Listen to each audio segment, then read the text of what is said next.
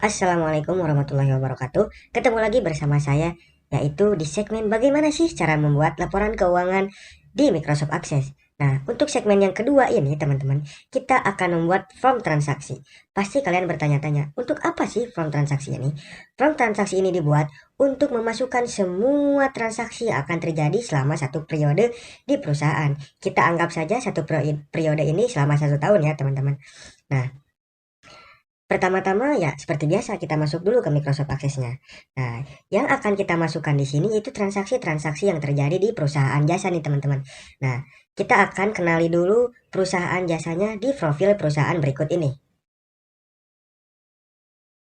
Nah, berikut merupakan profil perusahaan jasa yang akan kita masukkan transaksinya selama satu periode. Sesuai dari awal, saya di sini akan membuat form. Bagaimana sih cara membuat form itu? Nah, cara membuat form itu yang pertama dengan mengklik tabel kwitansi di sebelah kiri. Jika sudah, masuk ke menu Create. Jika sudah masuk ke menu Create, kita masuk ke Form. Nah, form ini yang akan kita buat nih teman-teman. Jika sudah, klik saja. Nah, di sini sudah ada bentuk dari form yang akan kita masukkan satu persatu transaksinya ke dalam form ini nih teman-teman. Nah, sebelum itu kita harus membuat tombol set-nya dulu untuk memudahkan kita dalam mengisi transaksi-transaksi ke dalam form ini teman-teman. Bagaimana sih cara membuat tombol set itu? Nah, perhatikan ya teman-teman, yaitu dengan mencari tombol button atau yang bergambar icon seperti ini, kita pijit saja. Jika sudah, cari tempat yang memudahkan untuk mijitnya, misalkan di bawah saja. Nah, jika sudah muncul command button wizard seperti ini di layar laptop kalian atau layar komputer kalian, di kategorisnya kita pilih record operation. Nah, sedangkan untuk di actionnya kita pilih add new record. Nah, sesudah itu tinggal di next saja. Nah, jika muncul menu seperti ini memberikan kita pilihan. Command button wizardnya itu ingin berbentuk teks atau berbentuk gambar, picture. Nah, di sini saya akan memilih teks saja ya, teman-teman. Nah, jika sudah, tinggal next lagi. Sesudah muncul seperti ini, tinggal finish. Nah, biarkan sampai nanti muncul seperti ini, teman-teman. Ada bacaan add record. Nah, sebelum memasukkan transaksi yang pertama, kita rubah dulu kwitansi ini ke mode form view. Nah, jika sudah seperti ini, tinggal masukkan saja nomor kwitansi, tanggal kwitansi, dan uraian transaksi yang terjadi. Uraian dan transaksi yang terjadi seperti contohnya, pada tanggal sekian, kita menerima modal dari Tuan B. Jadi uraian transaksinya penambahan modal dari Tuan B. Seperti itu ya teman-teman, guna dari uraian transaksi ini. Meskipun formnya sangat sederhana, akan tetapi ini sudah cukup untuk memasukkan transaksi-transaksi yang terjadi di perusahaan jasa tersebut. Kita akan coba isi ya teman-teman. Kita lebarin dulu ininya agar lebih terlihat ya nanti nominal. Nah, teman-teman, jika sudah, langsung saja kita masukkan nomor kwitansinya. Kita tulis di sini nomor kwitansi yang pertama ya, teman-teman. Untuk tanggalnya yaitu tanggal semisal tanggal 7 bulan 1 2020. Nah, untuk uraian transaksinya yaitu semisal setoran tambahan modal dari Dr. Farhan. Nah, untuk ID teman-teman nggak perlu diisi ya. Untuk ID ini akan otomatis mengisi sendiri sesuai urutan nomor kwitansi yang akan kita masukkan selanjutnya. Untuk nama akun pertama, contoh dengan transaksi seperti itu ya teman-teman, berarti di sini kas ya. Kasnya berapa? Semisal 500 juta teman-teman. 500 juta. Nah, di sininya yaitu modal sebesar 500 juta juga. Nah, di sini kita akan tahu gunanya dari add record atau tombol yang kita buat tadi. Gunanya untuk menyimpan transaksi ini, teman-teman. Ini baru transaksi yang nomor pertama. Jika sudah, pijit saja add record. Nah, akan kembali 0 dan selanjutnya kita isi dengan transaksi-transaksi yang selanjutnya. Misal, kwitansi nomor 2 terjadi pada tanggal 21 Januari 2020. Berarti di sininya membeli obatan.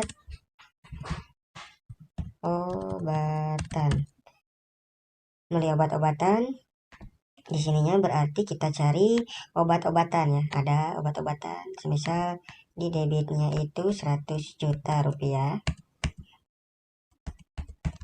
Di sininya berarti akan mengurangi terhadap kasnya. Jadi di kreditnya itu kas ya teman-teman, karena membelinya ini secara tunai gitu. Di sini kita aja membeli obat-obatan secara tunai ya. Dikasihnya juga sama 100 juta rupiah.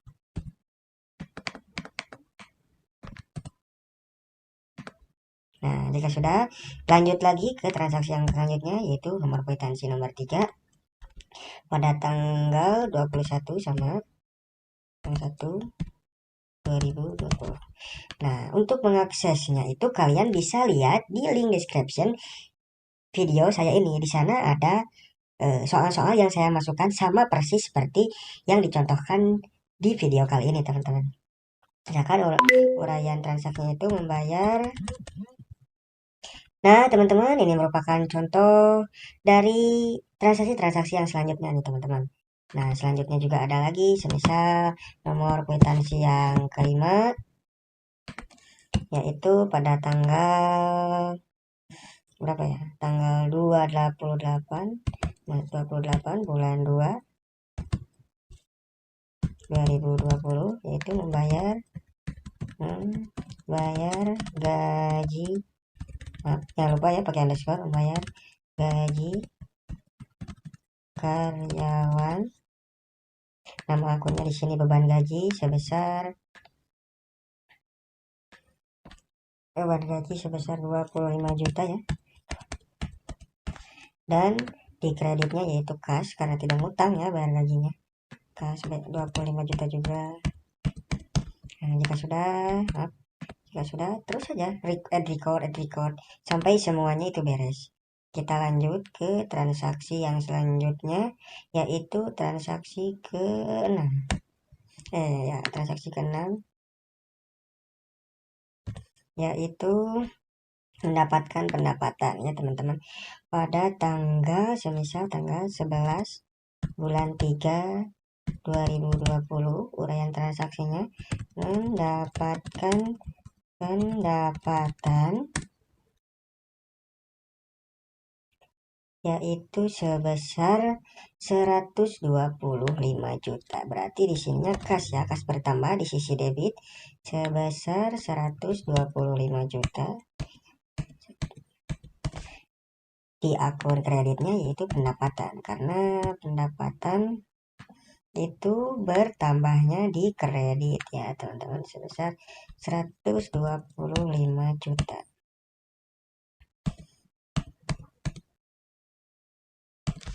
Sudah, lanjut lagi ke transaksi nomor 7.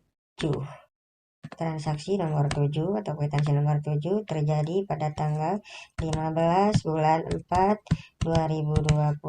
Uraian transaksinya membayar biaya, saya memakai underscore, biaya transaksi membayar biaya promosi.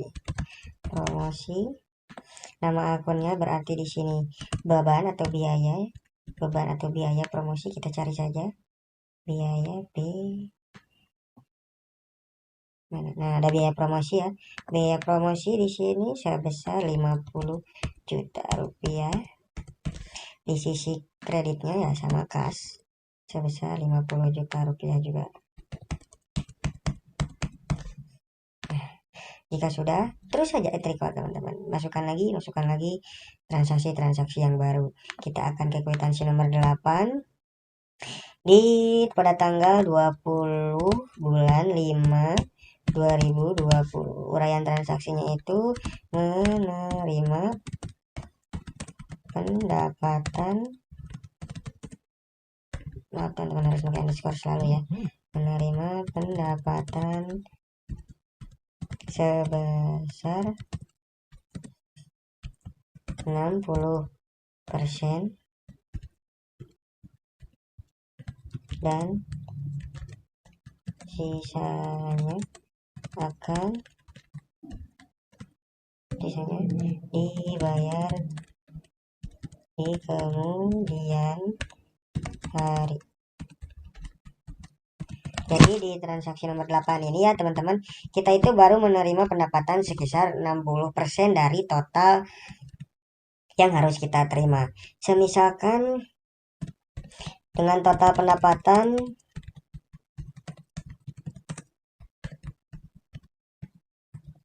400,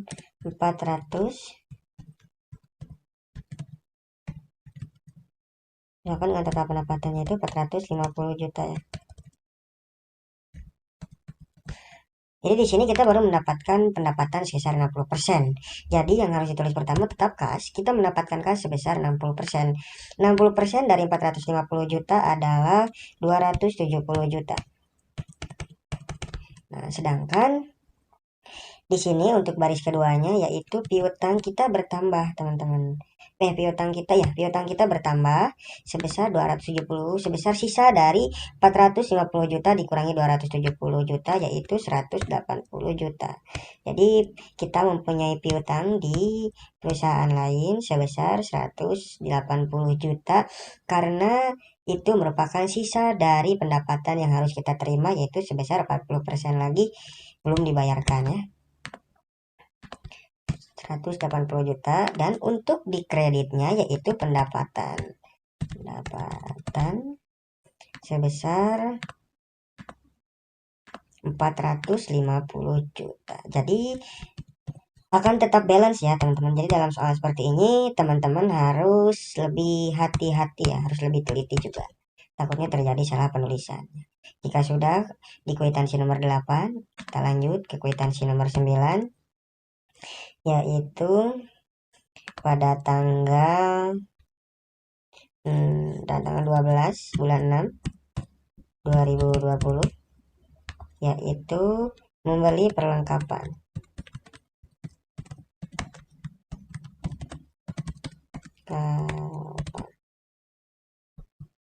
secara tunai ya. Membeli perlengkapan secara tunai berarti di sini yang bertambahnya apa? Perlengkapannya. Dan perlengkapannya itu bertambah sebesar 15 juta rupiah. Dan yang berkurangnya apa? Yang berkurangnya tentu kas di sisi kredit yaitu 15 juta juga. Nah, lanjut lagi ke kwitansi nomor 10. Kwitansi nomor 10 yaitu semisalkan apa ya? Tanggalnya kita cari dulu, semisal tanggal 3 bulan 7 2020. Uraiannya membayar hutang sewa. Jadi di sininya di debitnya hutang ya. Hutang sewa kita berkurang nih teman-teman. Hutang itu berkurangnya di sisi debit. Berapa? Semisalkan 25 juta. Ya. Nah, yang berkurang lagi apa? Di sini kita membayar hutang berarti kas kita berkurang. Kas itu berkurangnya di kredit sebesar 25 juta juga. Nah, jika sudah lanjut lagi ke nomor kwitansi 10 dan record lagi kwitansi nomor 11 selanjutnya. Tadi 10 ya. Semisalkan ini terjadi pada, kita masuk ke kwitansi nomor 11 ya teman-teman. Semisalkan ini terjadi pada tanggal 18 bulan 7 2020. Uraiannya membayar hutang ya, contoh membayar hutang. Berarti di sininya sama seperti yang sebelumnya yaitu hutang dulu di sininya. Kita cari di sini hutang. Hutang di sini semisal berkurang ya karena dibayarkan, hutangnya berkurang sebesar 50 juta rupiah. Dan kasnya juga berkurang karena dibayarkan hutang, teman-teman. Kasnya juga berkurang sebesar 50 juta rupiah.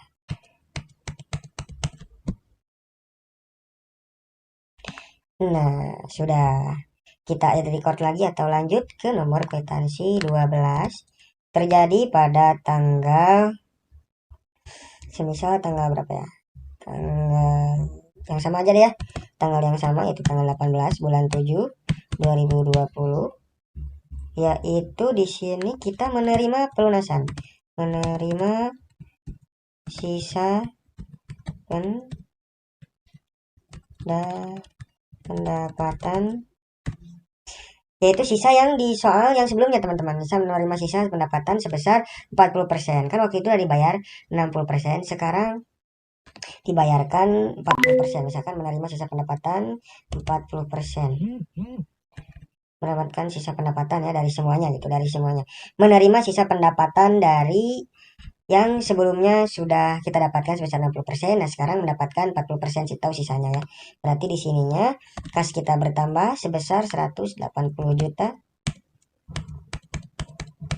Dan piutang kita berkurang di sisi kredit sebesar 180 juta.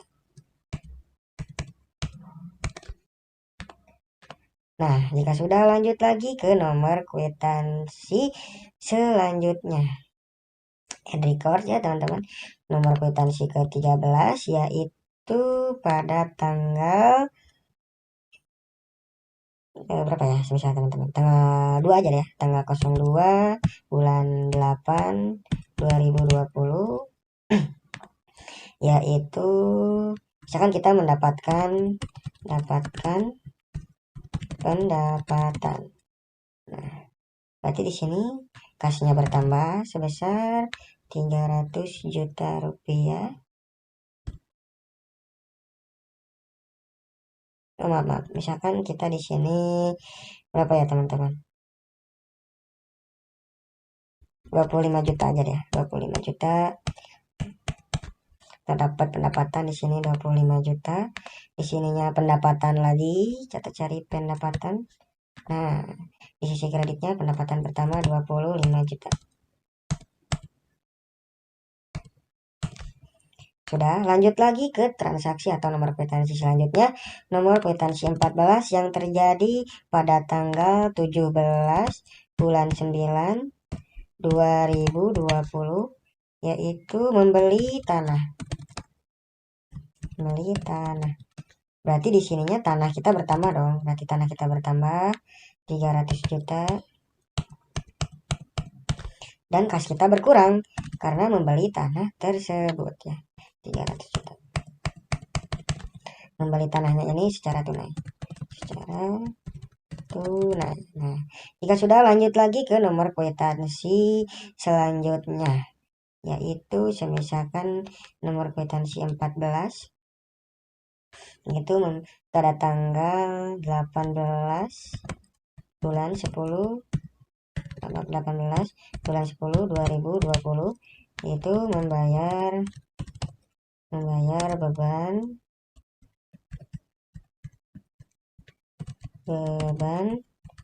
listrik, air, dan internet ya.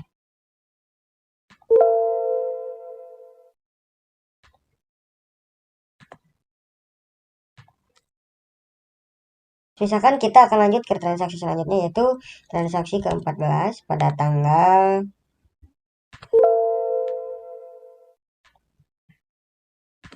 Kita lanjut ke transaksi selanjutnya yaitu transaksi nomor 15 ya teman-teman. Misalkan terjadi pada tanggal 18 bulan 10 2020 yaitu membayar beban listrik, air, dan internet. Berarti di sininya bebannya bertambah, beban listriknya bertambah ya teman-teman. Mana beban listrik, kita harus cari dulu ya. Beban listrik, air, dan internet berarti di sisi debit ya teman-teman, karena beban itu bertambah di sisi debit sebesar 1.500.000. 123. Berarti di sininya kas juga berkurang karena dibayarkan ya teman-teman 1.500.000. Nah, sudah, kita masuk ke transaksi yang terakhir yaitu transaksi nomor 16 terjadi pada tanggal 25 bulan 11 2020 yaitu membayar gaji karyawan.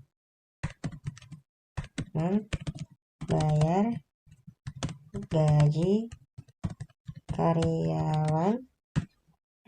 Di sininya beban gaji sebesar 125 juta, 123. Berarti di sininya kasnya berkurang karena dibayarkan gaji. Di sisi kredit sebesar 125 juta.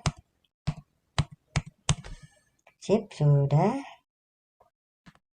Nah, teman-teman, kita masuk ke transaksi selanjutnya, yaitu kwitansi nomor 17 yang terjadi pada tanggal 31 bulan 12 atau bulan Desember 2020 ya. Isinya yaitu perlengkapan yang terpakai ya. Uraian transaksinya yaitu perlengkapan yang terpakai. Berarti di sininya itu beban perlengkapannya. Kita cari di sini beban perlengkapan yang terpakainya itu berapa. Berarti di sini kita tulis misalkan 12.490.000 studi. Berarti di sininya perlengkapannya berkurang karena sudah terpakai. Ya, perlengkapan itu berkurang di sisi kredit sebesar sama, itu 12.490.000. Nah, lanjut lagi ke transaksi yang selanjutnya, yaitu nomor kwitansi 18 ya, nomor kwitansi 18, yaitu karena kita merupakan perusahaan klinik ya, klinik kesehatan, berarti ada obat-obatan yang terpakai. Nah, kita akan lihat misal di sini terjadi juga pada tanggal yang sama, yaitu pada akhir periode ya teman-teman, 31 Desember 2020, yaitu sisa atau samakan saja ya, obatan yang terpakai. Jadi di sininya beban obat-obatan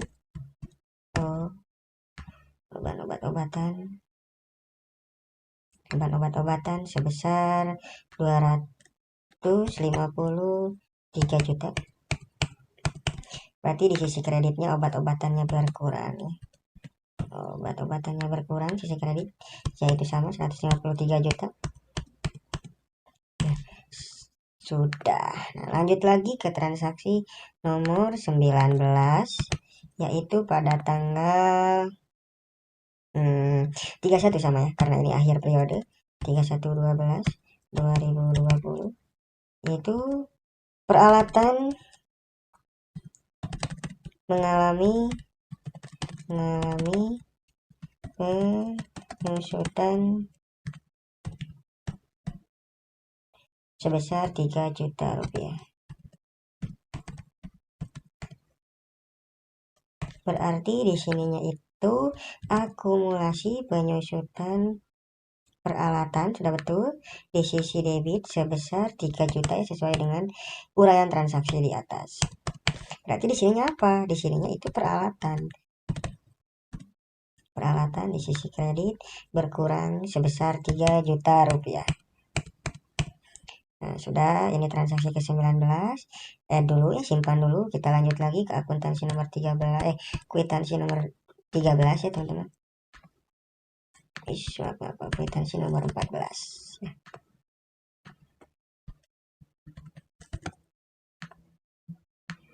Kwitansi nomor 20. Maaf, teman-teman. Kwitansi nomor 20 ya, yaitu pada tanggal 31 sama 12/2020. Misalkan di sini kendaraan mengalami penyusutan sebesar 50 juta ya.